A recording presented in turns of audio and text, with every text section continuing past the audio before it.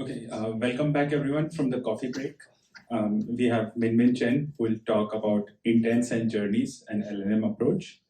Her research interests are in RL and bandit algorithms for applications in recommender systems, and she regularly publishes her work at RecSys, ICLR, ICML, etc. Has organized a lot of workshops and also serves as area chairs for many of these top-tier conferences. So, yeah, welcome, Minmin.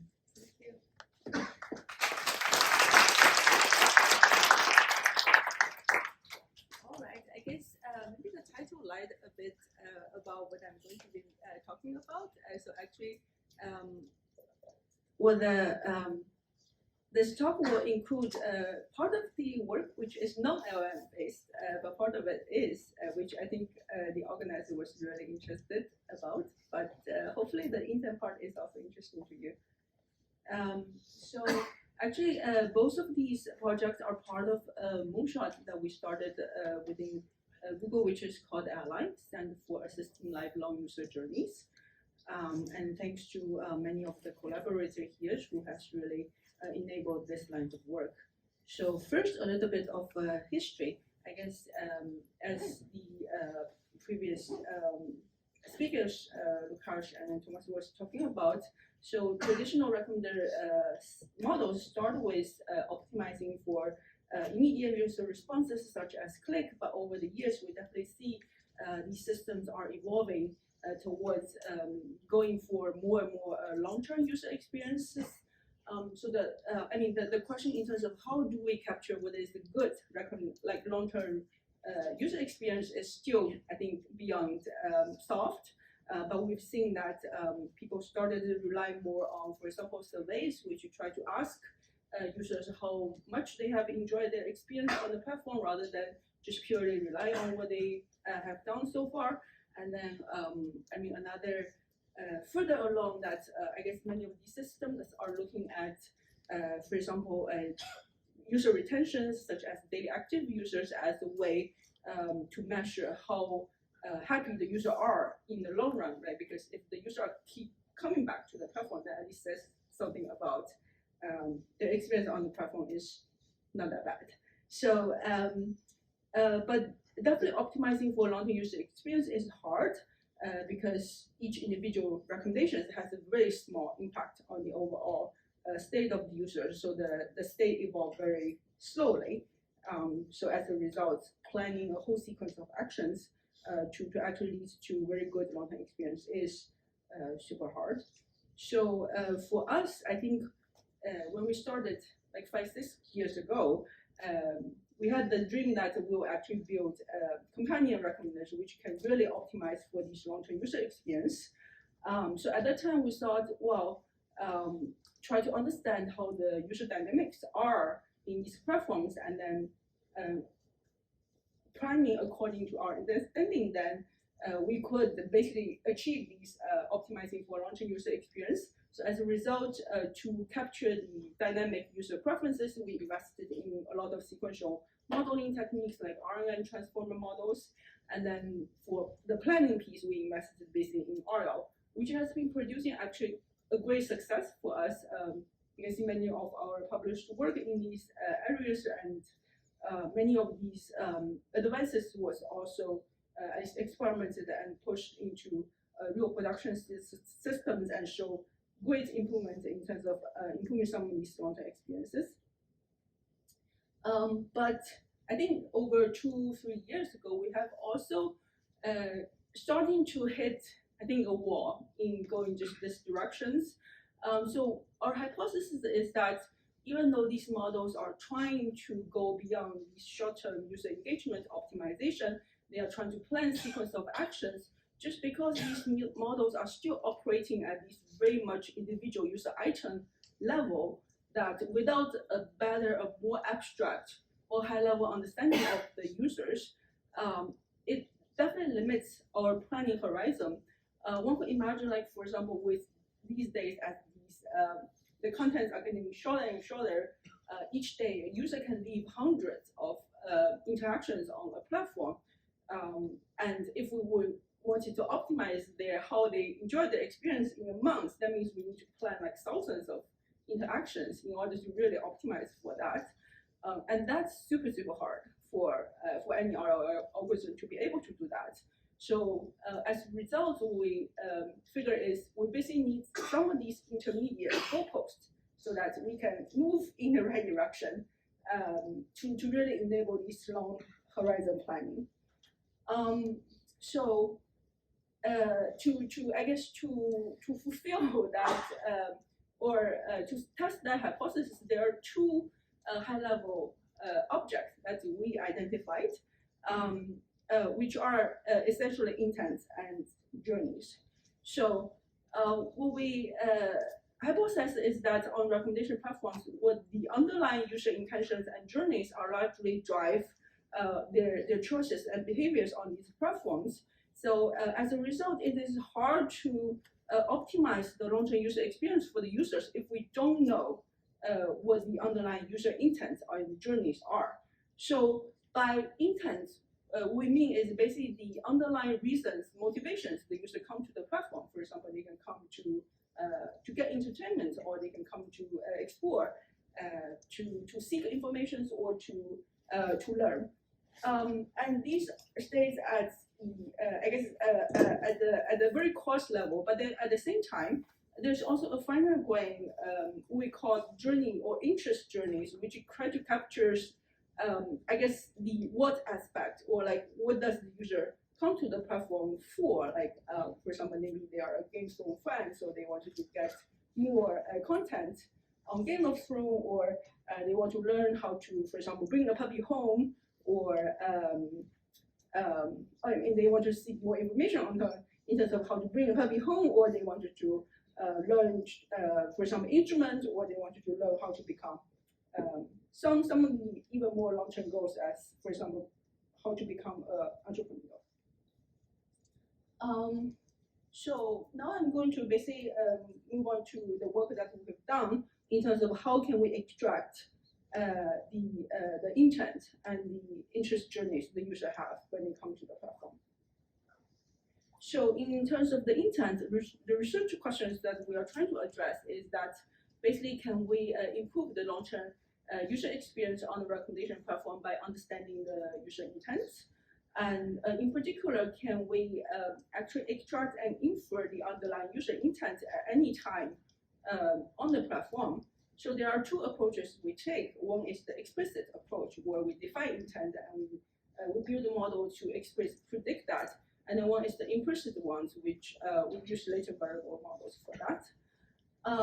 And one of the critical insights or decisions we made was that for these models, we wanted to actually rely on the user behavior signals instead of how the users are doing different tasks on the platform, rather than the what aspect, which is basically what content the user is consuming. So in other words, we want to look at how the users are browsing, searching, or consuming content on the platform, which to us actually captures how what's their underlying intent, rather than what type of content they actually consume. And then the second question is, of course, like how can we build a better recommendation policy once we have these extracted user intent? So for the first line of work of building explicit user intent, and of course the first question is basically what kind of intent we wanted to extract. For some of the folks who knows a bit about our work, another lines of work that we do is on exploration. So this focused on the user exploration piece, while I was talking about the item exploration in the other workshop. So the idea is that how can we extract users' intent in terms of they wanted to actually learn something new rather than to exploit what they already know and interest. And the reason we wanted to do that was actually we had the paper which actually identifies that user exploration is actually critical, connects to this long-term user experience. So that's why we started with exploration intent.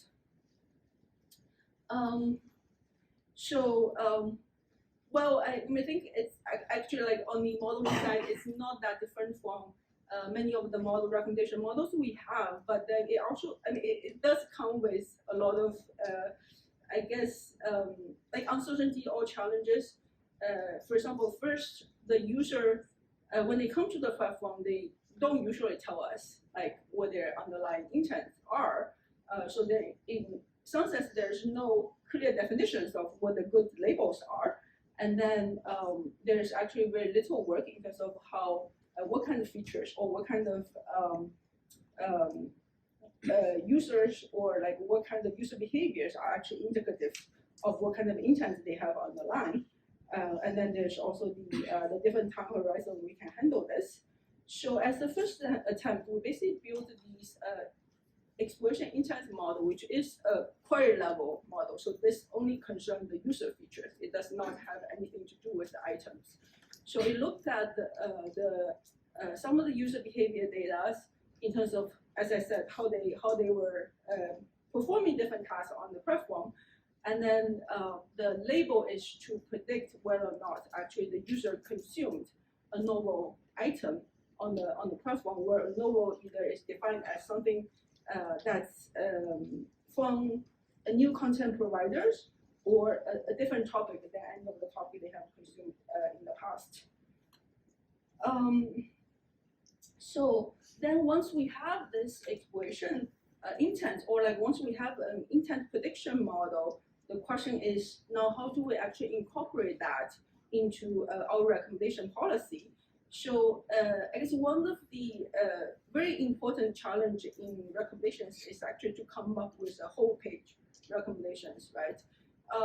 So in this intent-based whole page recommendation work, so what we're trying to do is basically we want to make sure the different intents the user have, we want to make sure they are well represented in the items we recommend to the user. And we wanted to make sure that the predictions we have in terms of the different user propensity to the different intents are well reflected in the item that we had in the whole page. So how we do that is basically we start with the prior prediction of prior belief in terms of what the user intents are on the platform.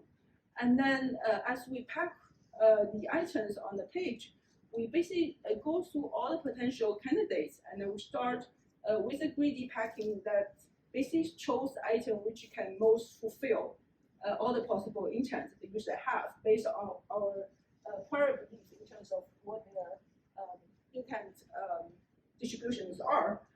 And then once we pack the first item, so as we pack the second item, I think as what Lukasz was talking about, if we assume that the user will go to the second item because the first item is not fulfilling their intent. So as a result, we first need to basically update our prior belief on the user intent based on this now negative interaction, which is telling us that the first item we chose, which will fulfill this exploration intent, is actually not useful to the user. So as a result, we update our belief on the user intent, and then now we choose the second item. So this goes on until we pack the full page. And we run experiments I guess on the platform where we compare a control model, which is the original whole page optimization policy without the intent-based treatment, and then the treatment, which has this intent-based treatment. And then the matrix we look at is the user retention, because to us, it captured a much longer term user experience than some of the other metrics. And we can definitely see this treatment was helpful in terms of increasing data active users. So actually for I think Ian, who has been driving most of this work, is actually here. So she's actually very much interested in terms of understanding, I guess how, I mean, what's been driving the user behavior on the platform, and how do we reason about the model that's making this prediction, I guess connected to some of the questions on interpretability that someone has asked before. So she actually did a lot of analysis trying to understand what kind of behaviors is actually predictive of these exploration intent. And I think one thing I'm hoping to highlight here is what you can see here, like these features, they focusing on, as I said, the user behavior on the platform rather than what they actually consume on the platform. So one thing we can see that, for example, if the user is less patient with each consumption, then usually they have a higher tendency towards explore. And then, and if they have broad interest, of course, that's kind of indications of exploration intent as well. And I guess for this figure, what we're trying to show here is that there's actually structure in the user's intent. So first, for a single user at different times of day, they may have different propensity towards exploration.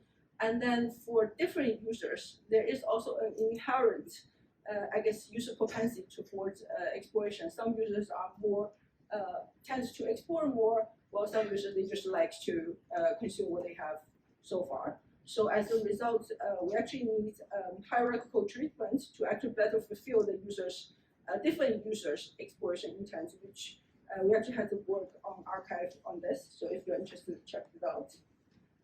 And then I guess for the same intent work, there's also, we also did the work in terms of latent variable models for intent extraction. So for the explicit intent, we talked about the, I guess the advantage is that it offers better interpretability because we are explicitly identify the intent we're interested in extracting and then build a model explicitly for that. The disadvantage is that what it requires basically these expert knowledge in order to label these, to give these first the intent taxonomy and then second to generate label data for that. And then also it may not reflect the kind of multifaceted or subconscious motivation the users have. So the other approach we explore is basically this latent intent modeling, which is essentially a graphical model where we have the user behavior signals as the observations, and then the underlying intent as the latent variables. So the latent variable model basically captures the latent intents as the latent variables, which can encode and then decode the user behavior signals without requiring us to explicitly label what exact user intent there is. So the model we use is essentially a conditional VAB model, where so we have the I guess the user the user behavior signal that we are trying to reconstruct, and then the context information, and that that encoder is helping us get to the latent variable which captures the underlying intent the user have. And then that hopefully is able to reconstruct the future behavior user have next. And then the model is learned with the elbow objective, which with one part, which is basically try to reconstruct the user behavior signals we have in the future using the historical user behaviors and the extracted, I mean the encoded user intent, and with a recognition that the posterior distribution on the latent intents actually is not even too far away from the prior. So again, we try out this method on the platform, where we it is a different, slightly different system than the whole page tagging, where we had a sequence model which uses this latent intent models as another part of the user state versus a model without that. And we can definitely see that with this, the user overall enjoyment was increased, and then the diversity of the user, I think, interactions was also increasing over time. Now, I guess I'm going to move on to the second part, which is, I think, where the originally the organizer was trying to get me to talk about. So I have actually a Netflix talk which focuses more on this part, and then I think Christina is actually also doing a poster section explicitly on this. So definitely check out her poster if you want more detail on this. So I guess for I guess in the recent years, we definitely seen that foundation model has been like these huge disruptions to how people would approach different things, and recommendation is no exceptions. And we've seen that people try to take, I guess, different approach in terms of how LM should transform recommendation, or like should or should not replace some of these existing approaches we have. And what I'm seeing is, I guess there are three different categories of approaches. One is, I guess, we basically try to convert recommendation into this language processing task, where I think the P5 paper is definitely I guess something worth checking out from this category. And then the second was, I guess, people trying to completely change recommendation towards this conversation-driven systems where there will be a chatbot which are just interacting with user and then making recommendations. And then, of course, the third category is where we are basically trying to, I guess, merge or borrow the techniques or advantage in both these LLMs and then these large embedding models where the recommendation models were built upon, and see how they can be maybe married together and do better than what they are each able to do currently. So I guess for us to, I guess, really look into these areas of how LM can help recommendations, it's important for us to really think about, well, what is LM really good at and what is not. So from our perspective, LM is wonderful in terms of having this great knowledge recommendations because of how much data it is learned on. It basically captures the whole web of knowledges, and then it has this reasoning capability, which I guess some of, or like with respecting many of our recommendation models is not equipped with today. And then of course the ability to spit out languages to be really enable this communication to users is something we are currently very lacking in traditional recommendation models. And in terms of what it is not good at, so we know LLMs is not great with calibrated predictions, which actually many of our recommendation models need to do. And then these LLMs, because of how big and how expensive they are trained, they're actually not great with real-time informations. So, so if we want more real-time predictions, this is where it's probably lacking at the moment as well.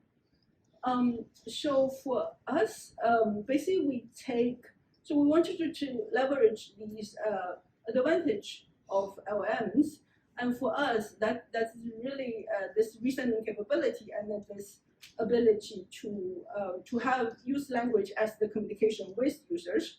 So that brings us to the thesis that we can actually build maybe a much more human-like companion recommenders with the LM capabilities to do more assistive recommendations.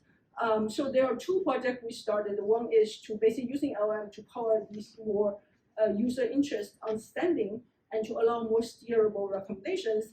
And then the second is the using LM to generate more personalized or non-personalized explanations so that it can actually assist users in terms of their decision making on recommendation platforms. So for time's sake, I'm going to just talk about the interest journey part today. So I guess historically, how recommendation systems have been capturing the user interest is often in two ways. First, we generate these user embeddings which are not examinable or interpretable to many of these sequence models like RNNs or transformers. Or the second way is to make use of some knowledge graph entities and generate user profile. But the challenge is that usually these knowledge entities are too broad, so that the generated user profile are often too broad. But on the other hand, when we ask users how they would describe their interest on the platform, they actually describe it in much more personalized and nuanced ways. People will say that, well, I want to, for example, learn how to build games with Unity, or I want you to learn like yoga as a beginner rather than just yoga.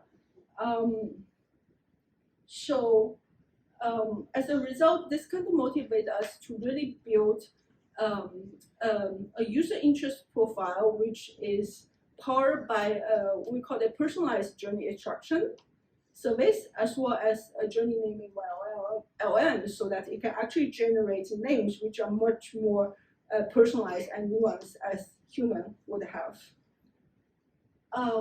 And another benefit of this is that, well, I guess historical recommendations today are very mixed, right? We have, when the user is interested in many different things, when we come to the platform, we usually see that there's a single feeder recommendation which has all their interests mixed in together. So from the user perspective, it's very hard for them to know how to control their recommendations. But now, once we have these extracted user interests, we can power many new experiences. For example, we can have experience where we can have entities or capture the different interests the user have, so that they can much more easily control their recommendation to get more or less of certain interest. So in terms of how do we do that, so for the first interest extraction part, I think I mean, if we were to given that task, the most naive thing one could do is just you first use clustering algorithm, which and you start with a predefined interest clusters, maybe based on knowledge graph, and then you just label each of the interactions as one cluster, and then you group the ones with the same cluster together. But again, I think the challenge here is that basically the granularity of the interest journey that you're going to get is going to depend on these predefined interest cluster. So instead, the approach I think Christina proposed was to basically do this more personalized online clustering, where it's actually the clustering is not shared among any users. So each user has their own clustering of how their interest will look like. So you basically take a single user, their history, with the different items they interacted with before, and then you do an online clustering. Basically, you put one item into a bag, and then as you process the next item, you look up for which of these bags is the most closest to the current item. So as a result, there's no sharing amongst like these clusterings among any users. So as a result, I guess each user gets their very personalized clustering in terms of how each of their interest cluster looks like. And once we have that cluster, as we're showing here now, this user now has 3 clusters which are produced based on this online clustering. Then what we want to do is to be able, so because now that one cluster for me is actually like there's no correspondence between the clusters between any of the 2 users. But in order for us to do any modeling or usefulness of these clusters, we still need to bring them back to some same space. And how we do that is to bring them back to the language space. So basically, we take the cluster from each user and then use LLMs to try to name what that exact cluster is. And what we found is actually LLM is able to generate a very nuanced and informative descriptions of the real user cluster. So this is basically what we are doing is in a user study, we ask users to describe their potential interest journey they have been pursuing on the platform. And then we take them, we do clustering of the different description the user provided. And then for each one of them, we'll ask LLM to produce what are the, I guess, the underlying interest journeys the user have. And one can see that is, at least the mapping here groups the similar interests together in sensible ways, and then the generated name actually makes a lot of sense, and it's very personalized as well as nuanced. So I think one other work that we did long ago, I guess before the LM becomes now the standard for doing anything, was trying to see that how we can actually align the LM to the user interest domain, because that hasn't really been studied at that time. So we have evaluated the different approaches in terms of generating names using LMs, few shot, pump tuning with much less data, or fine-tuning with more examples.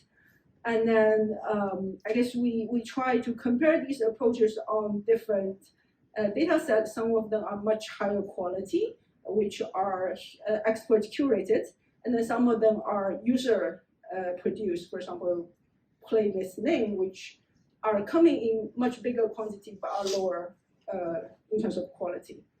And we also compare different foundation models. I guess the main message that I wanted to get over is that while fine-tuning was able to, I guess, reach the highest in-domain alignment, the prompt tuning, which is the approach where you're only tuning a small part of additional parameters using a small number of higher quality data, actually give you better generalization across domains. I think another aspect that we were really interested in is because we are showing these LLM generated names to the users who want to make sure the name generated are actually safe, sensible. And I think the general lesson we learned is that what we are inputting to these LLMs actually largely influence how safe or sensible the result we're getting. So as a result, making sure what you are sending into the LLM is higher quality is important. And I think another interesting result was that I think people nowadays believe LLM has infinite capacity. So one question one may ask is, well, do you actually need this interest extraction step that we talked about? Can you just give the whole history to LLMs and ask LLM to spit out all the potential interests the user have? And what we observed was that it's actually much better to do this online intent interest clustering first, and then have these more cohesive clusters to LLM for them to generate the good names, and the quality turns out to be much better than you just send all them to LLMs. And then I think one of the analysis that Constantine did, which was quite interesting, was to try to assess the potential headroom of doing this LLM generated journey extraction and then labeling using LLMs. Is to basically look at, for example,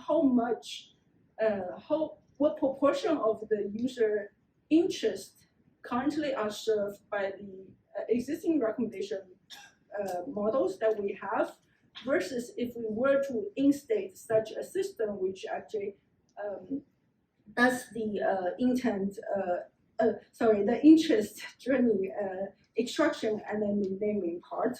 And yeah, we definitely see that there are much more fractions of user interest journeys are fulfilled when we include this service, and that's a result kind of now serve as good foundations for the platform engineers to actually build this service with us and to test it out. So in terms of the future, I think many people are wondering, like, I guess for large language models, how is it going to be revolutionized recommendation models? And then of course, there's also the other way around. I think nowadays there were a lot of interest in terms of how can we make LLMs also be more personalized. So from what we've seen, there actually needs to be a lot of work in terms of happening on designing the good user experience, because I think these days users still come to the platform mostly for the purpose of consuming content rather than to chat with the chatbot, right? So how can you designing an experience so that user can still have that laid-back experience when they want it, while being able to steer the recommendations when they need it is important. And then, as we said, I think we're still very much just scraping the surface in terms of how leveraging the memory or reasoning capabilities of LLMs. How can we actually do more in terms of soliciting user preference or filling the gap using these LLM capabilities is still something I think worth thinking more about. And then, of course, once we have these better user understandings, how do we translate that into planning? So as I think I said about, I mean, we definitely came, I guess, from an RL background, but I think nowadays, how is RL and LM going to be interplay together is something I think we're super interested in terms of exploring more. Yeah, I think that's it. Hopefully, that was still in the time frame. Yes, and then of course we are hiring within GM, and then also the main service that we work with. So if you're interested, reach out.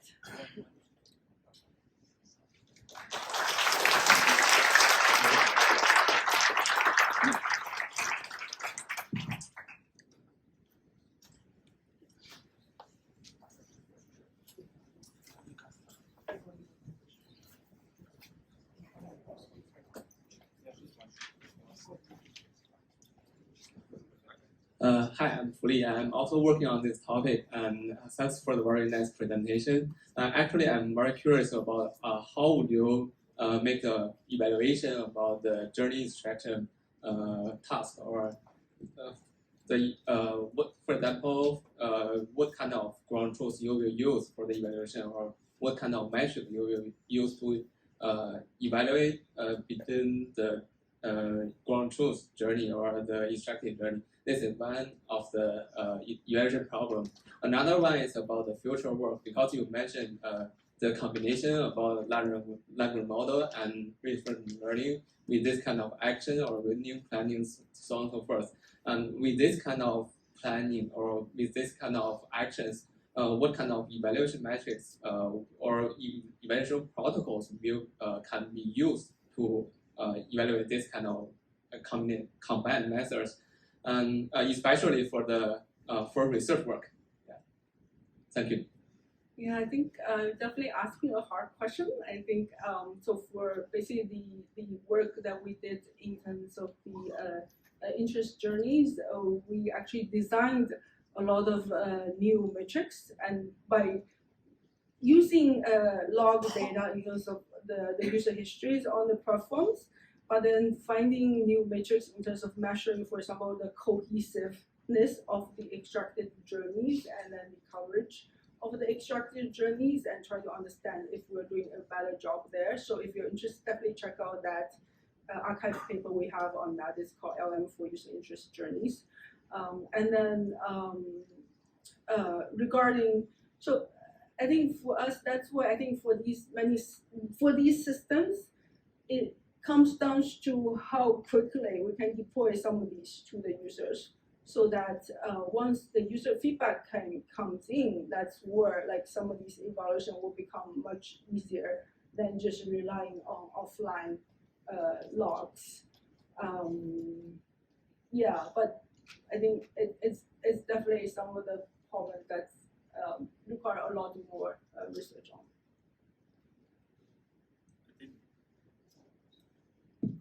I think we can take further questions offline due to time.